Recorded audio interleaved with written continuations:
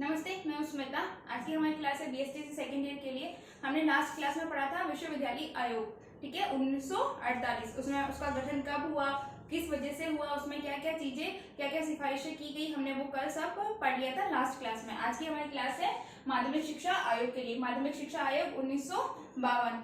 जिस तरीके से विश्वविद्यालय आयोग में विश्वविद्यालय की शिक्षा के लिए नए नए आयामों को जोड़ा गया, ठीक है, सरकार ने महसूस किया कि विश्वविद्यालय शिक्षा में बहुत सारे परिवर्तन लाने बहुत ही ज्यादा आवश्यक है।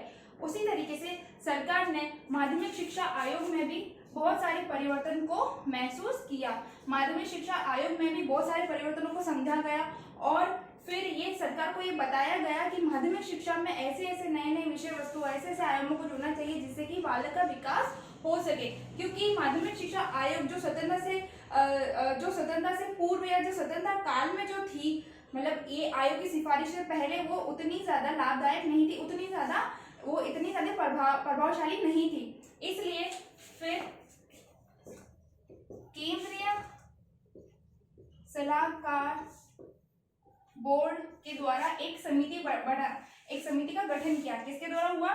केंद्रीय सलाहकार board, central advisory board of education, इसके द्वारा एक गठन किया गया एक आयोग का। उस आयोग में ये बताया गया कि माध्यमिक शिक्षा आयोग के लिए नए नए आयामों को प्रतिपादित किया जाए और इसके अंतर्गत बहुत सारे नए नए विषय वस्तु, बहुत सारे आयोगों को स्थापना मिली।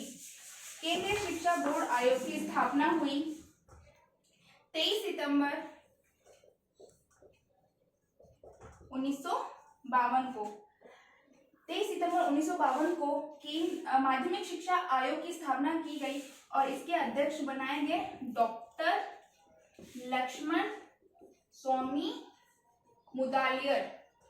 डॉक्टर लक्ष्मण स्वामी मुदालियर इस माध्यमिक शिक्षा आयोग के अध्यक्ष थे, इसलिए माध्यमिक शिक्षा आयोग का दूसरा नाम क्या है? मुदालियर आयोग। माध्यमिक शिक्षा आयोग 1952, ठीक है, इसका दूसरा नाम है मुदालियर आयोग और इसके अध्यक्ष कौन थे? डॉक्टर लक्ष्मण स्वामी मुदालियर। और इसका गठन कब हुआ? इसका गठन हुआ 23 सितंबर 1952 को। 23 सितंबर 1952 को माध्यमिक शिक्षा बोर्ड का गठन किया गया और गठन करने के साथ साथ में ही बहुत सारे विषय वस्तु को समावित किए गए। इसमें बहुत सारे आयाम, बहुत सारे सिफारिशें जोड़ी गई जो कि भारत सरकार द्वारा कुछ हद तक उसकी सिफारिशें मानी गई और कुछ हद तक उसकी सिफारिशें नहीं मानी गई। अगर भारत सरकार उस समय माध्यमिक शिक्षा आयोग की सारी सिफारिशें मान लेता तो शायद आज शिक्षा का एक नवीन ही आयोग हमें देखने को मिलता। खैर, पर उस समय ये सारी की सारी सिफारिशें कुछ हद तक मंजूर की गई और कुछ हद तक मंजूर नहीं की गई। तो ये था हमारा छोटा सा टॉपिक माध्यमिक शिक्षा आयोग पर। अब नेक्स्ट है हमारा कोठारी आयोग।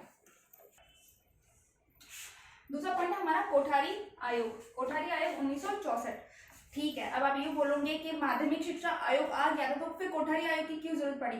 ठीक है, माध्यमिक शिक्षा अपना अच्छा काम कर रहा था लेकिन कुछ ना कुछ छूट रहा था।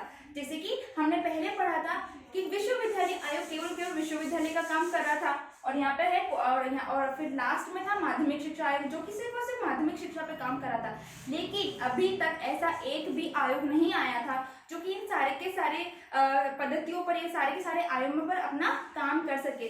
तो इन सभी के आयोगों को सिर्फ एक ही आयोग ने जोड़कर रखा था।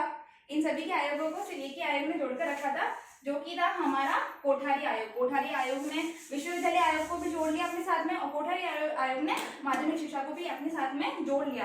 अतः हम कह सकते हैं कि हमारी शुरुआत होती है प्राथमिक शिक्षा से, ठीक है, यानी कि हमारा प्राथमिक स्तर।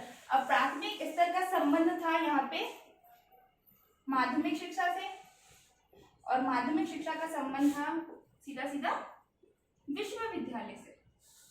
तो ये जो आयोग था ये इन तीनों को साथ में जोड़ता था। प्राथमिक शिक्षा को जोड़ता था माध्यमिक शिक्षा के साथ में और माध्यमिक शिक्षा को जोड़ता था विश्वविद्यालय के साथ में। तो कोठारी आयोग ऐसा आयोग हो सकता है कि जो सारे स्तरों पर अपनी कमान रखता था।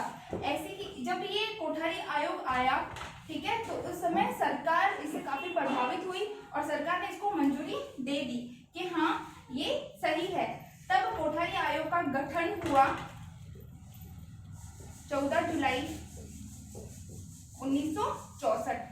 14 जुलाई 1964 को कोठारी आयोग का गठन हुआ और इसके अध्यक्ष कौन थे? Professor D S Kothari.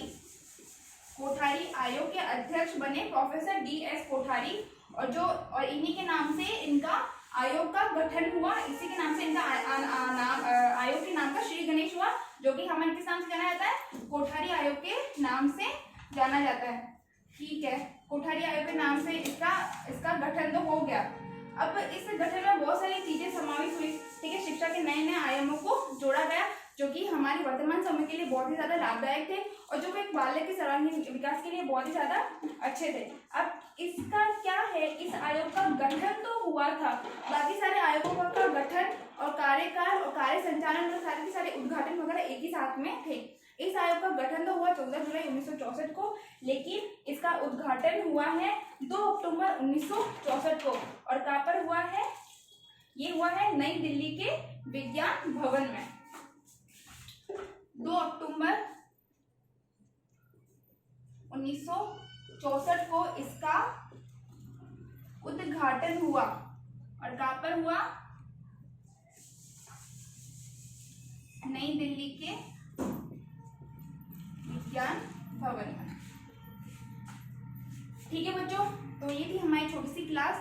तो जितने भी आयोग, हमने 3 आयोग पढ़ लिए हैं।